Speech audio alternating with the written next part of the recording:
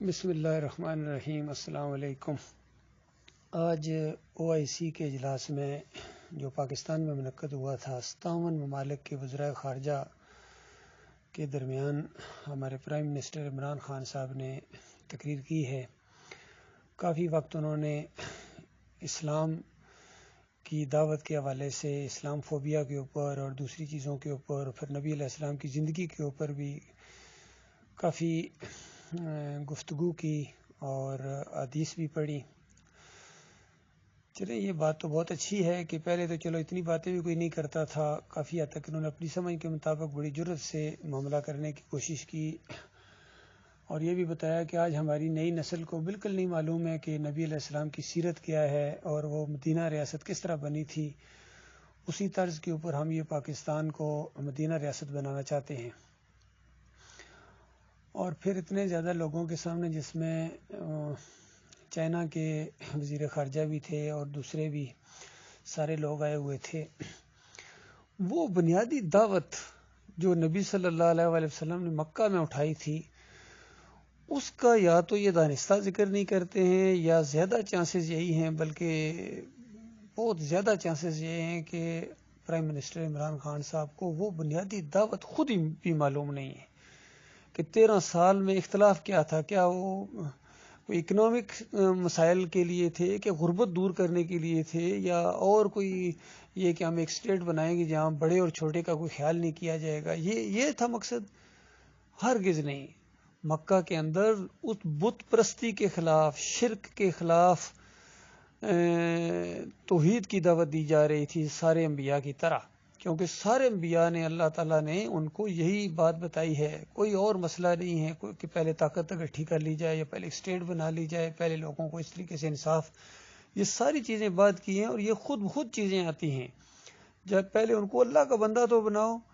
اب دیکھیے، prime minister صاحب کی پوری تقریر کے بعد جو پوری دنیا میں بعد میں سنائی گئی، کہیں کسی کو نہیں پتہ چل سکتا ہے کہ اسلام کی بنیادی دعوت کی ہے، محمد صلی اللہ علیہ وسلم آخر کہتے کیا تھے، یہ کسی کو پتہ ہی نہیں چل سکتا۔ تو وہ ایمان عقیدے کی دعوت تو وہ پہنچتی ہی نہیں ہے۔ بس ایسا لگتا ہے کہ وہ ایک بہت بڑے اسٹیٹس مین تھے، بڑے اچھے انسان تھے، بڑے بہادر انسان تھے، اور بہت انصاف پسند تھے، اس طرح کا تاثر نکلتا ہے، اور عام سننے والا یہی سمجھتا ہے ہاں بھائی ٹھیک ہے، اچھے انسان تھے۔ لیکن یہ کہ ان کو ایمان کی دعوت نہیں ملتی ہے۔ چائنا کے وزیر خارجہ کو یہ نہیں پتہ چلے گا کہ ایمان خالص کیا ہے، اللہ نے ہمیں کیوں پیدا کیا ہے، اور یہ زمین کس نے بنائی ہے، آسمان کس نے بنایا ہے، چند دنوں کا یہ معاملہ ہے۔ اس کے بعد اگر تم نے یہ دعوت قبول نہ کی، ایمان عقیدے کو درست نہ کیا، اللہ کا بندہ نہ بنے، تو یہ تمہاری فوجیں، تمہارے یہ وسائل، تمہارے بڑے بڑے ملک اور تمہارے صدر اور یہ تمہارے فوجی جرنیل، یہ سارے تمہیں نہیں بچا سکیں گے اللہ سے، اور پھر تمہیں ہمیشہ کی آگ کے اندر رہنا پڑے گا، اور تمہاری پوری رعایا کا بوجھ بھی تمہارے اوپر ہوگا۔ اس انداز سے براہ راست دعوت دینے کا نہ ان کو طریقہ پتہ ہے، نہ ان کے اندر جرت ہے، اور نہ ہی اس کو جانتے ہیں۔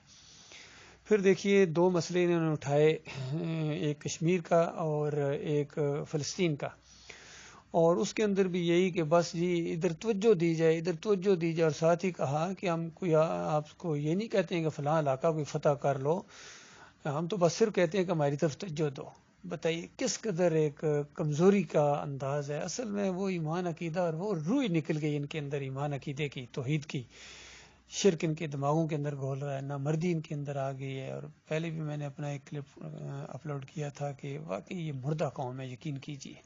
یہ 27 ملک کیا جتنے مرضی اکٹھے ہو جائیں، یہ کچھ بھی نہیں کر سکتے۔ ان کے اندر وہ جرت ہی نہیں ہے اپنے کوئی علاقہ واپس لیں، اپنی ماں اور بہنوں کی چیخ و پکار جو ان کی ذلت اور خواری ہو رہی ہے اس کا کوئی بدلہ لیں، یا کچھ جارحانہ انداز اختیار کریں، یا کوئی انڈیا کو دھمکی دیتے، یا اسرائیل کو کوئی دھمکی دیتے، یا آپس میں کچھ مشورہ کرتے، بھائی اب ہم نے یہ کا معاملہ کرنا ہے، ایک کے اوپر حملہ، سب کے اوپر حملہ سمجھا جائے گا، آؤ آج اس کا عہد و پیمان کریں، پوری دنیا میں کچھ پیغام جاتا۔